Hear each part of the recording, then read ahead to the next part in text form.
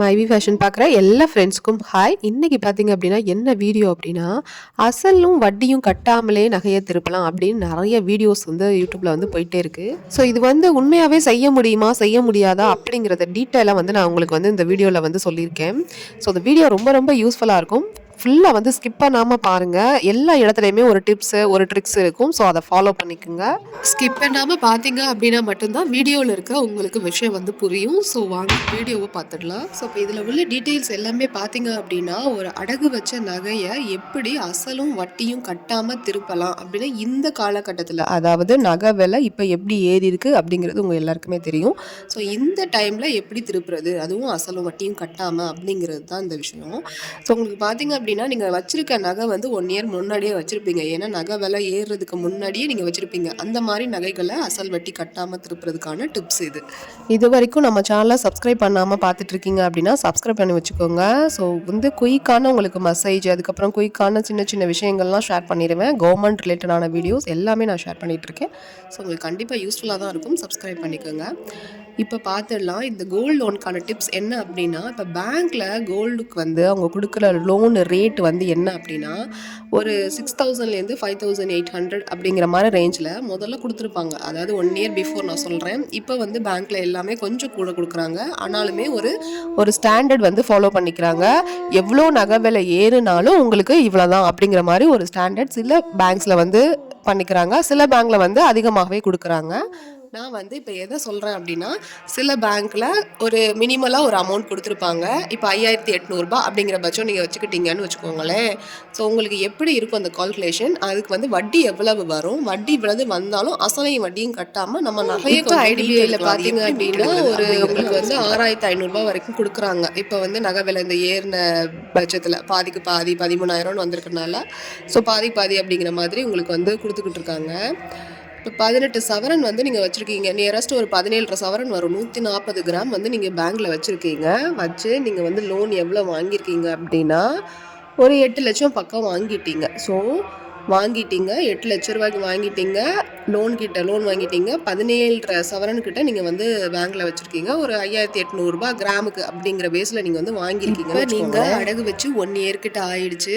So ஆனதுக்கு அப்புறமா நீங்கள் போய் அந்த பேங்க்கில் விசாரிச்சிங்க அப்படின்னா, ஒரு கிராமுக்கு நீங்கள் பழைய வருஷத்தில் நீங்கள், அதாவது ஒரு வருஷம் முன்னாடி பிஃபோரில் நீங்கள் என்ன வாங்குனீங்களோ அதை விட ஒரு 1000 ரூபாய் வந்து உங்களுக்கு கூட தான் இருக்கும். ஸோ 1000 ரூபாய் 2000 ரூபாய் உங்களுக்கு பக்கம் கூட இருக்கும். ஸோ கூட இருக்கிறப்ப நீங்கள் என்ன பண்ணணும் அப்படின்னா, நீங்கள் வச்சுருந்த லோனோட வேல்யூ வந்து 8 லட்ச ரூபாய்க்கு நீங்கள் வாங்கியிருக்கீங்க. உங்களுடைய நகை வந்து 140 கிராம்ஸ் வந்து பேங்க்கில் இருக்குது. நீங்கள் வந்து 5500 6000 பக்கம் வந்து நீங்கள் ஒரு கிராமுக்கு அப்படிங்கிற கணக்கு பண்ணி நீங்கள் வாங்கியிருக்கீங்க. ஸோ இப்போ 1 இயர் 2 இயர் ஆயிடுச்சு அப்படிங்கிறப்ப உங்களுக்கு இப்போ அந்த நகையோட வேல்யூ, அதாவது நீங்கள் 8 லட்ச ரூபாய் வாங்கியிருக்கீங்க இல்லையா, இப்போ நீங்கள் வச்சுருக்க அந்த நகையோட வேல்யூ இப்போ எவ்வளோ இருக்கும் அப்படின்னா ஒரு 10 லட்சத்துக்கு வந்துடும். ஸோ உங்களுக்கு வந்து ஒரு 2000 ரூபாய் அதிகமாக கொடுக்குறாங்க அப்படிங்கிறப்ப 10 லட்ச ரூபாய்க்கு உங்களுக்கு எக்ஸ்ட்ரா வந்து 2.5 லட்ச ரூபாய் வந்து உங்களுக்கு கூட இருக்கும். நகையோட வேல்யூ 2.5 லட்ச ரூபாய். அதாவது 2.5 லட்ச ரூபாய் நகை கூட உள்ள நகையை நீங்கள் வெறும் 8 லட்ச ரூபாய்க்கு தான் நீங்கள் வச்சு. நான் சொல்கிறது உங்களுக்கு புரியும்னு நினைக்கிறேன். அதாவது நான் என்ன சொல்கிறேன் அப்படின்னா, இப்போ நான் ஒரு 10 சவரன் நகையை வந்து பேங்க்கில் வச்சுருக்கேன் அப்படின்னா, இப்போ 10 லட்ச ரூபாய் அதோட மதிப்பு வந்து 10 லட்ச ரூபாய். நான் வாங்கியிருப்பேன், ஒரு லோன் எவ்வளோ வாங்கியிருக்கேன்னா ஒரு 5 லட்ச ரூபாய் வாங்கியிருக்கேன் அப்படின்னா, 10 லட்ச ரூபா மதிப்பு உள்ள எக்ஸஸாக அந்த நகை வந்து இப்போ உங்களுக்கு எக்ஸஸாக பேங்க்கில் இருக்குது அப்படிங்கிறது உங்களுக்கு தெரியும் தானே. ஸோ அப்போ அந்த நகையை ஏன் நம்ம வச்சுக்கிட்டு இருக்கணும், அதுதான் வந்து நம்மளுடைய கொஷின். அந்த நகையை ஏன் நம்ம வச்சுக்கிட்டு இருக்கணும், அதை எப்படியாவது நம்ம 10 லட்ச ரூபாய்க்கு உள்ள நகையை நம்ம எவ்வளவு கையில் வாங்கியிருக்கோமோ, 5 லட்ச ரூபாய் வாங்கியிருக்கோமோ, அந்த 5 லட்ச ரூபாய்க்கு உள்ள நகையை மட்டும் பேங்க்கில் வச்சுட்டு பேலன்ஸாக நம்ம வந்து எடுத்துக்கிட்டு வருது. ஸோ அந்த நம்மளுடைய நகையில் எக்ஸஸாக இருக்க நகைக்கு நம்ம அசல் ப்ளஸ் வட்டி கட்டலை, அந்த நகையை நம்ம மீட்டிக்கிட்டு வந்துடுறோம். ஸோ இப்படி நம்ம வந்து நகை விலை ஏற நம்ம ஒவ்வொரு டைமும் செஞ்சோம் அப்படின்னா நம்ம ஈஸியாக அசலும் கட்ட வேணாம் வட்டியும் கட்ட வேணாம், ஈஸியாக நகையை வந்து ரிட்டர்ன் பண்ணி கொண்டு வந்துடலாம். உங்களுக்கு இந்த ப்ராசஸ் புரியும்னு நினைக்கிறேன். இப்போ நமக்கு பேங்க்கில் இருக்குது 140 கிராம், அதுக்கு 8 லட்ச ரூபாய் லோன் வாங்கியிருக்கோம். 8 லட்ச ரூபாய் கைமாத்தும் வாங்கிட்டோம். இப்போ அசலும் கட்ட போகிறதில்ல, வட்டியும் கட்ட போகிறதில்ல. இப்போ என்ன பண்ண போகிறோம் அப்படின்னா, இந்த 8 லட்ச ரூபாயை நம்ம கொடுத்து நம்ம என்ன பண்ண போகிறோம்னா, பேலன்ஸ் இருக்க நகையை, அதாவது இப்போ உங்களுக்கு வந்து அதில் வந்து எவ்வளோ கொடுப்பாங்க அப்படின்னா, அதாவது 140 கிராமுக்கு கொடுத்த 8 லட்ச ரூபா இப்போ 100 கிராம்லேருந்து 105 கிராமுக்கே உங்களுக்கு அந்த 8 லட்ச ரூபா கையில் கிடைக்கும். அப்படின்னா எக்ஸஸாக இருக்க அந்த 35லேருந்து 40 கிராம் எதுக்கு நீங்கள் பேங்க்கில் வச்சுருக்கீங்க, அது நீங்கள் ஈஸியாக என்ன பண்ணிடலாம்னா வெளியில் எடுத்துடலாம். இப்போ நான் சொல்கிறது புரியுதா?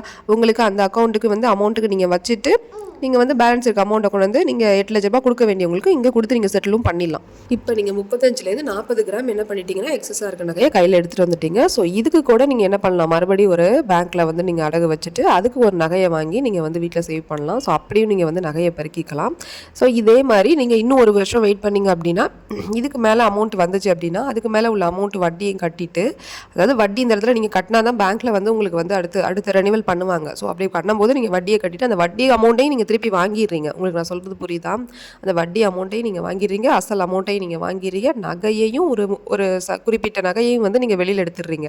அளவுக்கு அதிகமான நகை இங்கே வந்து கிராம்ஸ் அதிகமாக இருக்கும்போது இப்போ கொடுக்குற அதிகபட்ச அமௌண்ட்டுக்கு அந்த குறிப்பிட்ட நகையும் நீங்கள் வந்து வெளியில் எடுத்துறீங்கன்னு நான் சொல்கிறேன். ஸோ இதே மாதிரி நீங்கள் ஒவ்வொரு டைம் பண்ணும்போதும் நீங்கள் அசல் ப்ளஸ் வட்டி கட்டாமலே நகையை வெளியில் எடுக்கலாம். ஸோ அதாவது குறிப்பிட்ட அளவு நகையை வெளியில் எடுக்கலாம். அதிகமான அமௌண்ட்டை வச்சுட்டு அதிகமான நகையை வச்சுட்டு நம்ம வந்து குறைவான அமௌண்ட் வாங்கியிருக்கோங்கிற பட்சத்தில் நம்ம வந்து இந்த மாதிரி செய்யலாம். ஸோ எல்லாருக்குமே நகையோட விலை ஏற ஏற எல்லாருமே வந்து அதிகமான கிராம்ஸ் வச்சுட்டு குறைவான அமௌண்ட் வாங்கியிருக்க மாதிரி தான் ஒரு 1 இயர் 2 இயர்ஸ்க்கு அப்புறம் வந்து நமக்கு பேங்கில் வச்சுருக்க நகைகளுக்கு தோணும். ஸோ எல்லாருக்குமே அந்த ஆஃபர் வந்து இருக்கும். கண்டிப்பாக நீங்கள் இந்த விஷயத்தை பயன்படுத்தி நீங்கள் வந்து நகைகளை வெளியில் எடுக்க பாருங்கள். இந்த வீடியோ உங்களுக்கு பிடிச்சிருக்கு அப்படின்னா கண்டிப்பாக நம்ம சேனலை சப்ஸ்கிரைப் பண்ணி வச்சுக்கோங்க. சில கடையிலலாம் பார்த்தீங்கன்னா ஏல சீட்டை எடுத்து ஏல சீட்டை எடுத்து நீங்கள் உடனே போய் நீங்கள் நகை எடுத்தாலும் நீங்கள் வேஸ்டேஜ் கொடுக்குற மாதிரி இருக்கும். ஸோ 11 மாதம் நகை சீட்டு போட்டு பண்ணுங்கள், டெபாசிட் பண்ணுங்கள். ஸோ நகையோட ரேட்டு வந்து ஏற ஏற உங்களுக்கு வந்து வேஸ்டேஜ் வந்து அதிகமாக போகிறதுக்கு வாய்ப்பு இருக்குது. ஸோ உங்களுக்கு வந்து எந்த வழியிலையாவது வேஸ்டேஜை வந்து அவங்க வாங்கிடுவாங்க. ஸோ வேஸ்டேஜ்ன்ற பேரில் அமௌண்ட்டை வாங்கிடுவாங்க. ஸோ பார்த்து எப்படி கவனமாக எடுக்கணும், எந்த இடத்துலலாம் நம்ம வேஸ்டேஜ் கொடுக்குறோமோ அந்த இடத்துலலாம் எப்படி அதை தவிர்க்கணும் அப்படிங்கிறதையும் நல்லா யோசனை பண்ணிவிட்டு ஒரு கால்குலேஷன் ஒரு எஸ்டிமேஷன் போட்டுட்டு நகை கடைக்கில் போய் எடுங்க. ஸோ கண்டிப்பாக கால்குலேஷன் தெரியணும். நகை எடுக்கிறோம், நம்ம ஏதோ எடுத்துட்டோம் அப்படின்னு நம்ம வந்துட்டோம்னா கண்டிப்பாக நம்ம ஏமாந்தான் வந்திருப்போம். 20-30 ஆயிரம் ரூபாய்க்கு நம்ம ஏமாறுவோம். ஸோ அதான் நல்லா தெரிஞ்சுக்கோங்க.